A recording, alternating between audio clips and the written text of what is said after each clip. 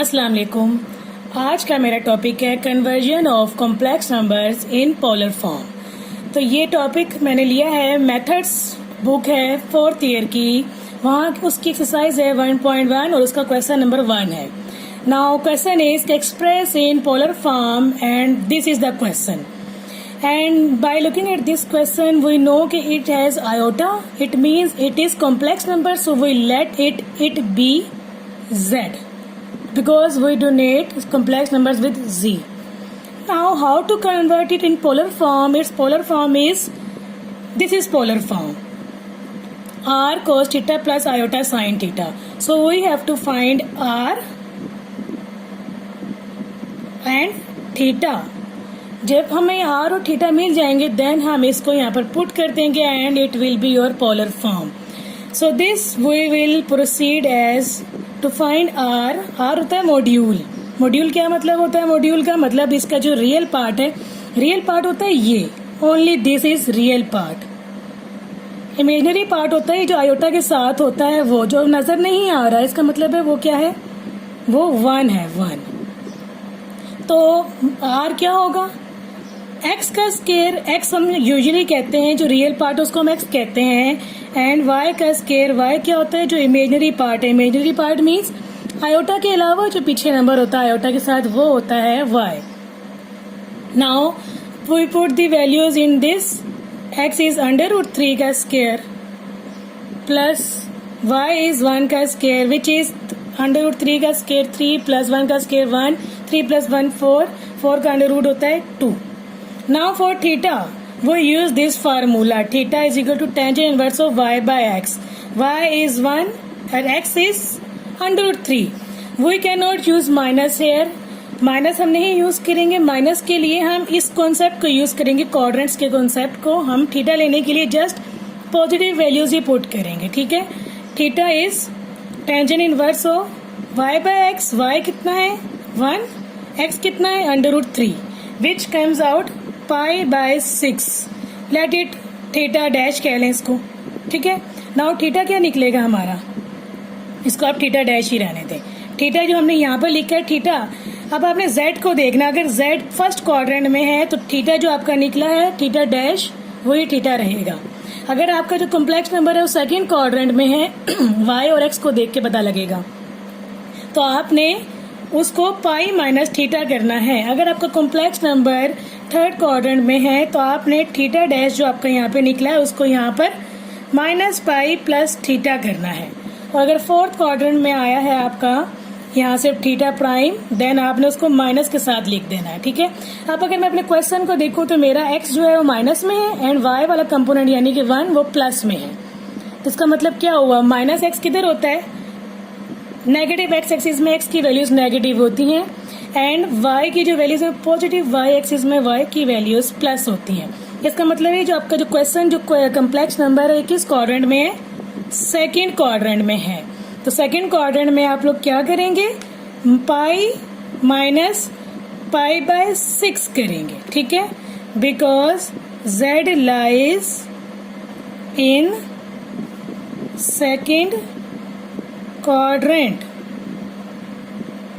सो आपका जो थीटा आया है वो कितना आ गया है यहाँ पर 5π/6।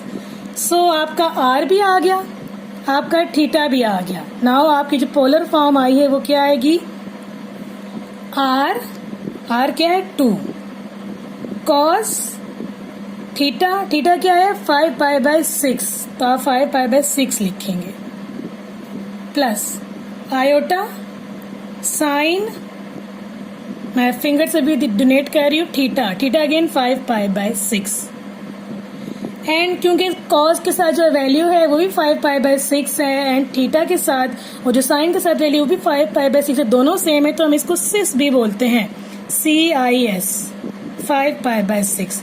ये हो गई है जी आपकी आंसर। पोलर फॉर्म ये कार्टेशियन फॉर्म कहलाती है जिसमें x एंड y दोनों वैल्यूज दी होती हैं आयोटा के साथ, ये कार्टेशियन फॉर्म है। और पोलर फॉर्म ये होती है या ये होती है, बोथ आर सेम, ठीक है।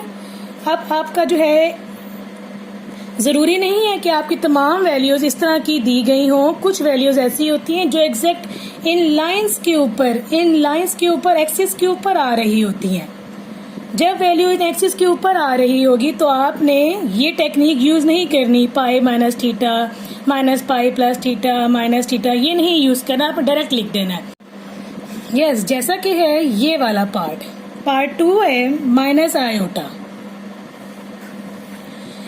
How we solve it? Again we find r, which is under root x square plus y square, no iota, okay?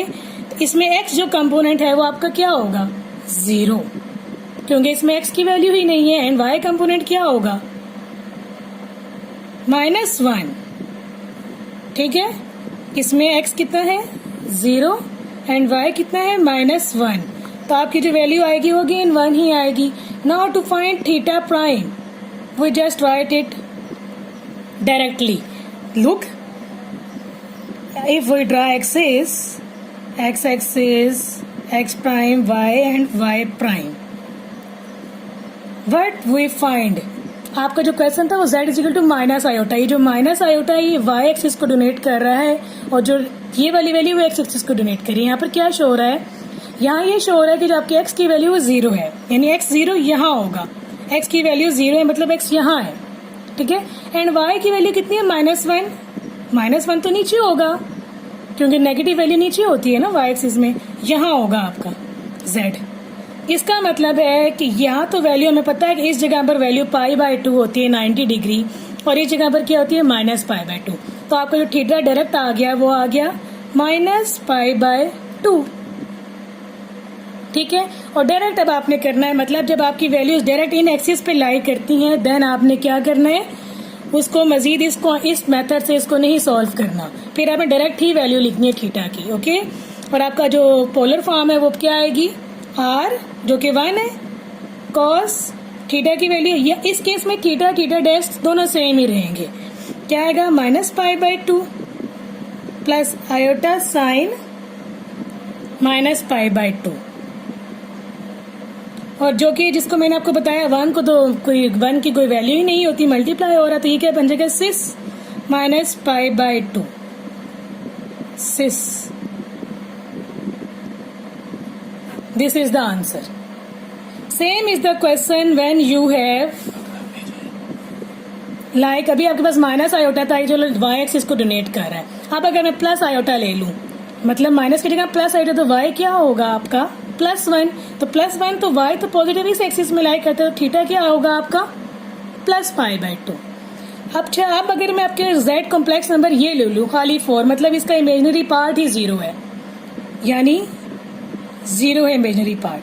Then ये किस हिस्से को डोनेट कर रहा है? सिर्फ ये रियल हिस्से को डोनेट कर रहा है क्योंकि इसका इमेजिनरी है ही 0।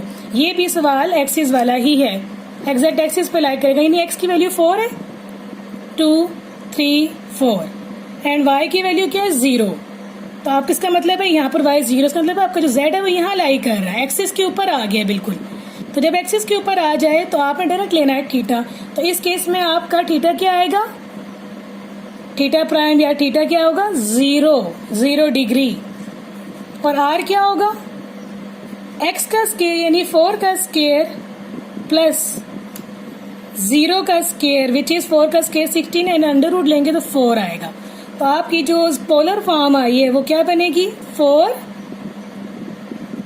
cos 0 plus iota sine 0। Sine 0 0 होता है, cos 0 1 होता है। देन अगेन इसको अगर मैं सॉल्व करूं आप देखेंगे आपका यही आंसर आएगा। और इस तरह इसको भी अगर आप सॉल्व करेंगे आप देखेंगे आपका यही आंसर आएगा। इसको भी अगर आप सॉल्व करेंगे तो आप देखेंगे आपका ये वाला सवाल वापस आएगा। तो जो कि निशानी है कि आपका क्वेश्चन बिल्कुल ठीक हो गया। सो उम्मीद करती हूँ कि आपको ये सारा लेक्चर अच्छी तरीके से समझ आया होगा। अगर आपको नहीं समझ आई तो आप कमेंट में लिखें and do subscribe my channel and like the channel and recommend it to others. Thank you so much. अल्लाह हाफिज।